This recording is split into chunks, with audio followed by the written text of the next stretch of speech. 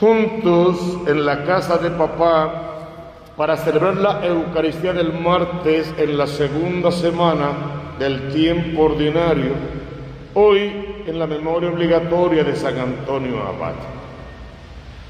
Quizás si le pidiésemos a Jesús en esta mañana, danos una sola de las gracias de San Antonio, entre tantas que tenía, vamos a pedirle que el Señor nos hable a través de su palabra, que podamos llegar al templo, oír la palabra de Dios y entender que es para mí y que debo volver a casa a ponerla en práctica.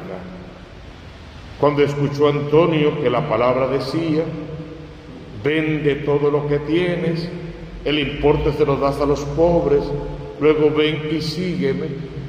Él, que era heredero de una gran fortuna en tierras y haciendas, todo lo entregó, se queda con una porción mínima para poder ayudar a su hermana, y luego desde la misma palabra también renuncia a esa porción.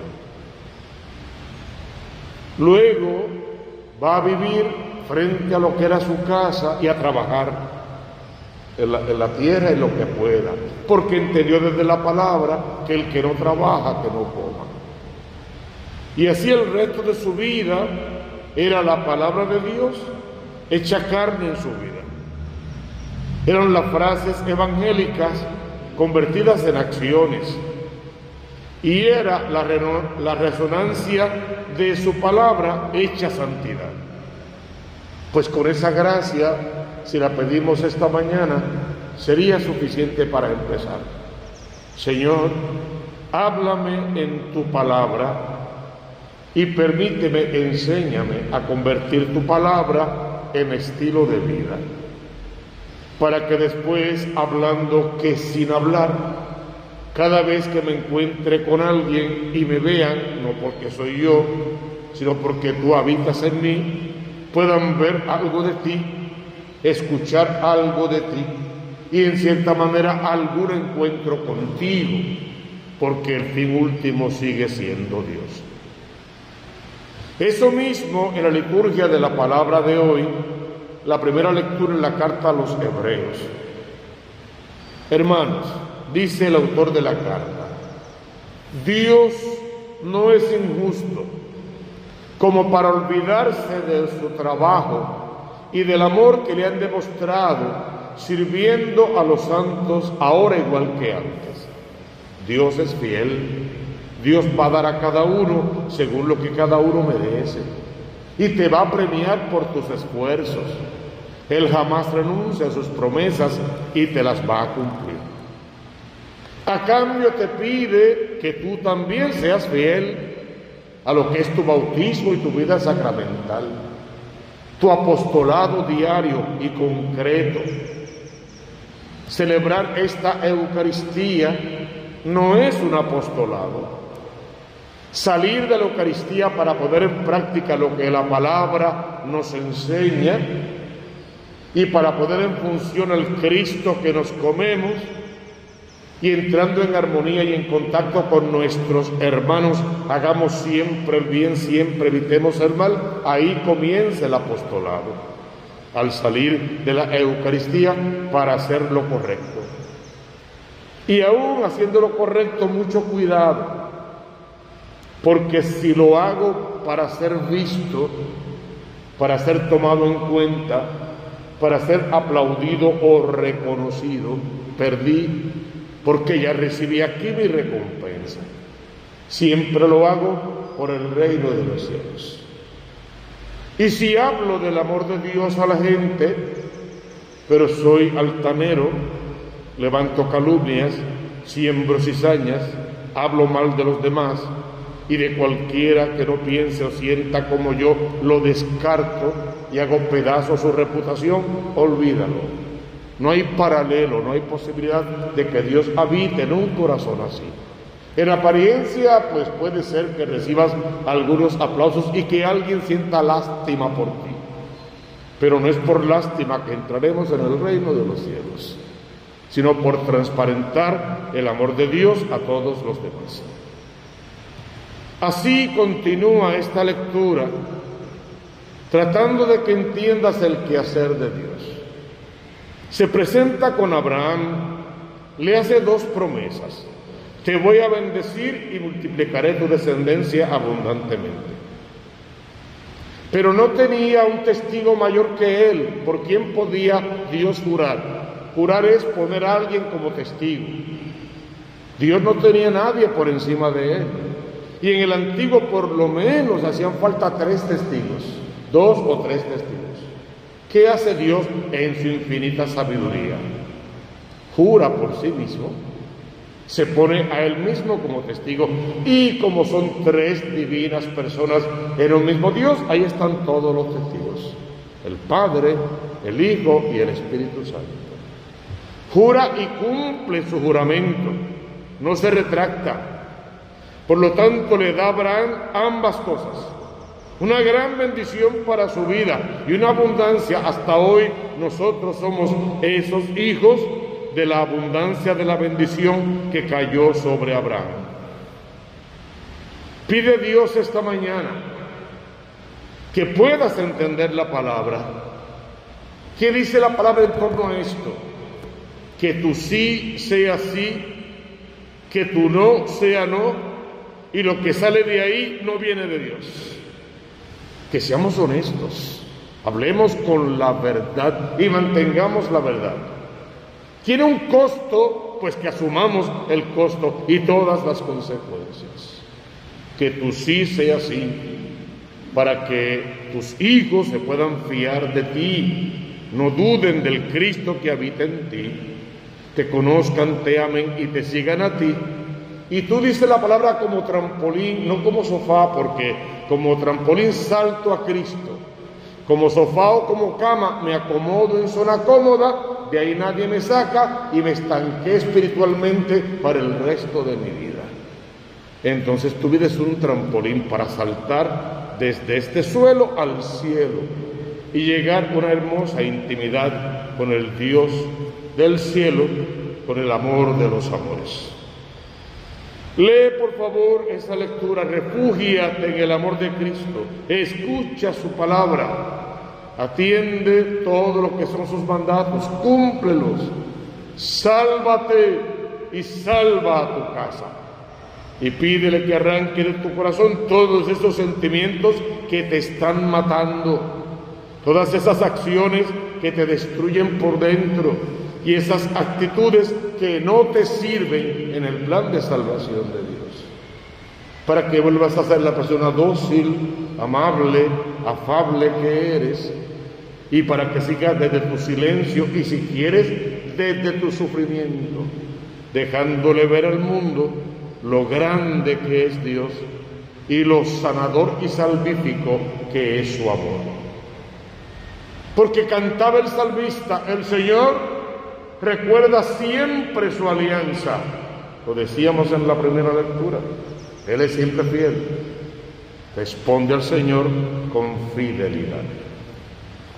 ¿Qué evangelio el de hoy? Fíjate qué interesante. Jesús va con sus discípulos. La primera mención, que es sábado. Van por los campos predicando de un lugar al otro, no están cerca a veces, no hay agua, no hay comida, hay sembrados. Y ellos arrancan espigas para comer. Fíjate que la acusación que le hacen a Jesús no es: oye, tus apóstoles están robando espigas. No lo acusan de robar, porque la ley decía que si te mueves de un lugar al otro, tienes hambre, puedes tomar de lo que esté en la vera del camino para comer en el lugar. No puedes llevar, pero lo puedes comer ahí para mitigar el hambre hasta que llegues. Eso se podía hacer. ¿De qué lo acusan? De que están arrancando espigas en sábado, y en sábado no se trabaja. ¿Por qué? Porque el fariseo se siente entre los espirituales el más espiritual. Porque la palabra fariseo significa el separado, separado del mundo y del pecado. Yo soy el perfecto. Los demás todo lo hacen mal. Examínate un segundo. Si cada vez que en la iglesia sucede algo que a ti no te gusta, ahí vas tú como chismoso a llevar la nota adelante, a hablar mal de esa persona, a criticar y a ponerlo en mala con quien manda, tú eres un desastre de persona. Porque a lo que estás invitado cuando eso pasa, ¿qué es? A cuidar a tu hermano, a salvarlo, te guste o no. No es plato de comida, es alma para salvar. Y justamente a quién tengo que salvar de mis hermanos, al que está mal, porque el que está bien ya marcha bien. ¿Cómo lo voy a salvar? Acusándolo con la autoridad para que lo fastidien más, cayendo de rodillas con poder, orando por ese alma, haciéndome solidario con su realidad, porque el que yo lo haga menos a él no me hace más a mí. Si lo hago menos, yo soy todavía menos. Entonces examina tu vida en los más elementales asuntos y verás cuánta apariencia hay lejos de lo que debe ser la santidad, porque la santidad es muy otra cosa. Estos fariseos se fijaron en un detalle tan insignificante. No lo acusan de robar, de arrancar espigas en sábado. Hermano, no estaban arrancando espigas, no estaban trabajando, estaban alimentándose para poder continuar el camino y seguir salvando almas. Pero en eso no te fijaste, en que la persona se levantó temprano, llegó al templo, hizo unos servicios, está ahí siempre, se dedica a... Solo te fijas en que cometió un fallo, en que te miró mal, en que no te trató bien, y es suficiente para que lo acuses tú, fariseo, como si él fuera la peste bubónica. Es un alma para salvar. Es una persona que Dios te acaba de poner frente a tus ojos con un defecto para que tú reces, para que ese defecto se convierta en gracia y en bendición. Examínalo bien para que veas las grandes diferencias entre lo que hacemos creyendo que es justo y las injusticias que cometemos en nombre de la justicia, cuando estamos mal interpretando los términos. Jesús le responde con sabiduría. Hablan así porque no conocen la palabra ni la historia, y si la conocen no les importa, porque juegan juegos del yo primero, yo segundo, yo tercero. Si hubiese un cuarto lugar, yo también, siempre yo. ¿Tú no leíste nunca lo que hizo David cuando él y sus hombres se vieron faltos y con hambre? ¿Cómo entró en la casa de Dios en tiempo del sumo sacerdote Abiatar? Comió de los panes reservados. Solo estaba permitido que lo comieran los sacerdotes, y no solamente se los comió, también se los dio a los que estaban con él. Pecó David, pecaron sus hombres, era un ejército, iban a luchar por el pueblo elegido en nombre de Dios. Débiles, hambrientos, jamás ganaron una batalla. Hicieron lo correcto, aunque en apariencia estuviera mal, hicieron lo correcto, a alimentarse para poder vencer para Dios. Es el llamado para ti, para mí. Ven, aliméntate de la Eucaristía para que puedas trabajar para Dios. Ya basta, deja de alimentarte para ti mismo. No eres el centro del mundo. Deja de alimentarte para ti. Aliméntate de Dios para los demás. Y conocemos la consigna. Podemos engañar a media humanidad con nuestra apariencia y nuestro yo no fui, pero Dios te sabe de memoria. Conoce tus entradas y salidas, lo que dices y lo que callas. Y es ante Él, en el Tribunal Supremo, que tendremos que dar cuentas. Total, hijos míos, el sábado es hecho para el hombre, no el hombre para el sábado. Toda la creación está hecha para ti, adminístrala, pero para Dios y por el bien de las almas. ¿Y cómo concluye? Presentándose en sociedad. Porque el Hijo del Hombre, o sea yo, diría Jesús, soy el Señor del sábado. Entonces no pongas nada por encima de Dios. No importa el criterio falseado que tengas y esa forma tan de mentira con la que vives tu espiritualidad. A eso se le llama falsa humildad. Y es la mayor razón por la que los demás dejan la iglesia.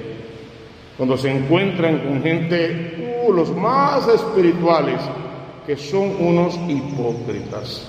Y se cansan de eso y se van y no vuelven más. Que San Antonio de Padua con su testimonio nos ayude a convertirnos. Que la palabra nos hable al corazón y nos dé las herramientas que necesitamos para crecer en santidad. Y que nuestra vida completa sea un cántico de alabanza al Rey. Y que seas feliz, una persona alegre, sin tanto complejo, sin tanto miedo, sin tanta inseguridad, alegre. Que quien te mire pueda ver algo de Dios. Decimos siempre que quien te siga se encuentre con el Cristo de la gloria. Lo demás, todo lo demás, vendrá por añadidura.